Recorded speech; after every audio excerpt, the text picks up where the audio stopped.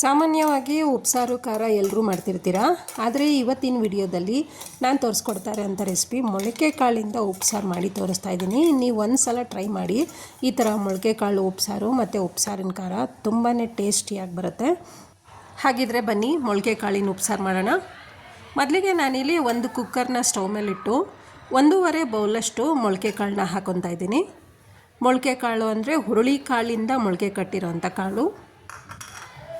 ಈಗ ಮೊಳಕೆ ಕಾಳು ಬೇಯೋದಕ್ಕೆ ಸ್ವಲ್ಪ ನೀರನ್ನ ಹಾಕ್ಕೊತಾ ಇದ್ದೀನಿ. ಕಾಳು ಬೇಯೋದಕ್ಕೆ ಎಷ್ಟು ಬೇಕೋ ಅಷ್ಟು ನೀರನ್ನ ಹಾಕ್ಕೊತಾ ಇದ್ದೀನಿ. ನೀರು ಹಾಕೊಂಡ್ಮೇಲೆ 1 ಟೊಮೆಟೊ ಹಣ್ಣು ಕಟ್ ಮಾಡಿ ಹಾಕ್ಕೊತಾ ಇದ್ದೀನಿ. ಜೊತೆಗೆ 4 ಹಸಿರು ಮೆಣಸಿನ್ಕಾಯಿ, ರುಚಿಗೆ ತಕ್ಕಷ್ಟು ಉಪ್ಪು, ಕಾಳಿಗೆ ಎಷ್ಟು ಬೇಕೋ ಅಷ್ಟನ್ನು ಮಾತ್ರ. ಈಗ ಮೊಳಕೆ ಕಾಳಾಗಿರೋದ್ರಿಂದ 1 ವಿಷಲ್ ಕೂಗಿಸ್ಕೊಳ್ಳೋಕ್ಕೆ ಬಿಡೋಣ. ಕುಕ್ಕರ್ದು ವಿಷಲ್ ಬರೋಷ್ಟರಲ್ಲಿ ಖಾರಕ್ಕೆ ರೆಡಿ ಮಾಡ್ಕೊಳ್ಳೋಣ. ಹಸಿರು ಮೆಣಸಿನ್ಕಾಯಿನ ಒಂದು ಬಾಣಲಿನಲ್ಲಿ ಇಟ್ಟು ಹುರ್ಕೊತಾ ಇದ್ದೀನಿ. ಹಸಿರು ಮೆಣಸಿನ್ಕಾಯಿ ಕಲರ್ ಚೇಂಜ್ ಆಗೋ ತನಕ ಹುರ್ಕೊಬೇಕು, ಅಂದರೆ ತುಂಬ ಸಿಹಿಯಾಗಿ ಬಿಡಬಾರ್ದು. ಸ್ವಲ್ಪ ಹಸಿರು ಮೆಣಸಿನ್ಕಾಯಿ ಮೇಲೆ ಕಪ್ಪು ಕಪ್ಪು ಬಣ್ಣ, ಅಂದರೆ ಸೀದಿರೋ ಥರನಲ್ಲ, ಕಂದು ಬಣ್ಣ ಬರೋ ತನಕ ಹುರ್ಕೊಂಡ್ರೆ ಸಾಕು. ಇವಾಗ ನಾನು ತೋರಿಸ್ತಿದ್ದೀನಲ್ವ ಅಷ್ಟು ಹುರ್ಕೊಂಡ್ರೆ ಸಾಕಾಗುತ್ತೆ. ಹುರಿದಿರೋ ಅಂಥ ಹಸಿರು ಮೆಣಸಿನ್ಕಾಯಿನ ಚಿಕ್ಕ ಜಾರ್ಗೆ ಹಾಕ್ಕೊತಾ ಇದ್ದೀನಿ.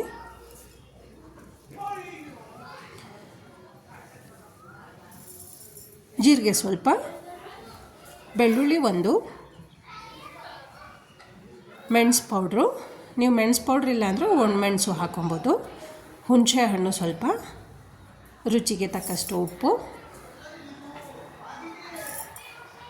ಸ್ವಲ್ಪ ಕೊತ್ತಂಬರಿ, ನೀರನ್ನ ಹಾಕ್ಕೊಂಡು ನುಣ್ಣಗೆ ರುಬ್ಬಿದ್ದಾಗಿದೆ. ಈ ಥರ ಖಾರ ಮಾಡಿಟ್ಕೊಂಡ್ರೆ ನೀವು ಹೆಚ್ಚು ಕಮ್ಮಿ ಒಂದು 20 ದಿವಸದ ತನಕ ಫ್ರಿಜ್ಜಲ್ಲಿ ಇಟ್ಕೊಬೋದು. ನೀವು ಆವಾಗ ಈ ಥರ ಕಾಳು ಮಾಡ್ಕೊಂಡು ಉಪ್ಸಾರು ಮಾಡಿಕೊಂಡ್ರೆ ದಿಢೀರಂಥ ಸಾಂಬಾರು ರೆಡಿ ಆಗುತ್ತೆ. ಇವಾಗ 1 ಬಾಕ್ಸ್ಗೆ ರುಬ್ಬಿರೋಂಥ ಖಾರನ ಶಿಫ್ಟ್ ಮಾಡ್ಕೊತಾ ಇದ್ದೀನಿ. ಕುಕ್ಕರ್ ಓಪನ್ ಮಾಡಿ ತೋರಿಸ್ತಿದ್ದೀನಿ ನೋಡಿ. 1 ವಿಷಲ್ಗೆಲ್ಲ ಕಾಳು ಬೆಂದು ರೆಡಿಯಾಗಿದೆ.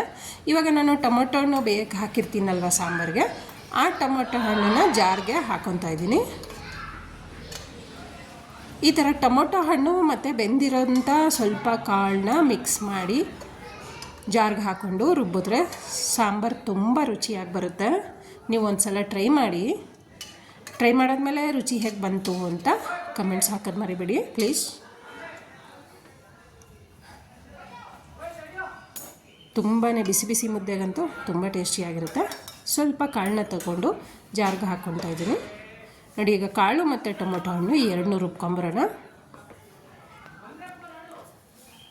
ತುಂಬಾ ಬೇಗ ಆಗೋವಂಥ ರೆಸಿಪಿ. ರುಬ್ಬಿದಾಗಿದೆ.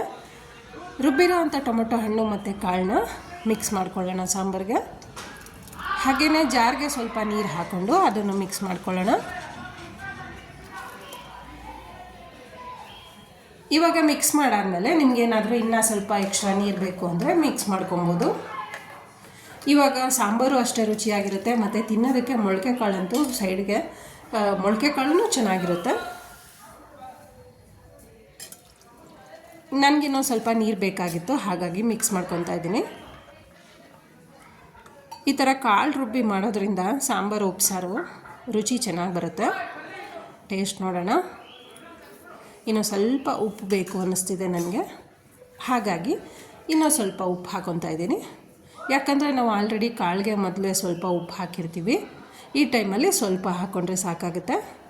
ಉಪ್ಪು ಹಾಕಿದ್ಮೇಲೆ ಮಿಕ್ಸ್ ಮಾಡಿ ಕುದಿ ಬರೋದಕ್ಕೆ ಬಿಡಬೇಕು.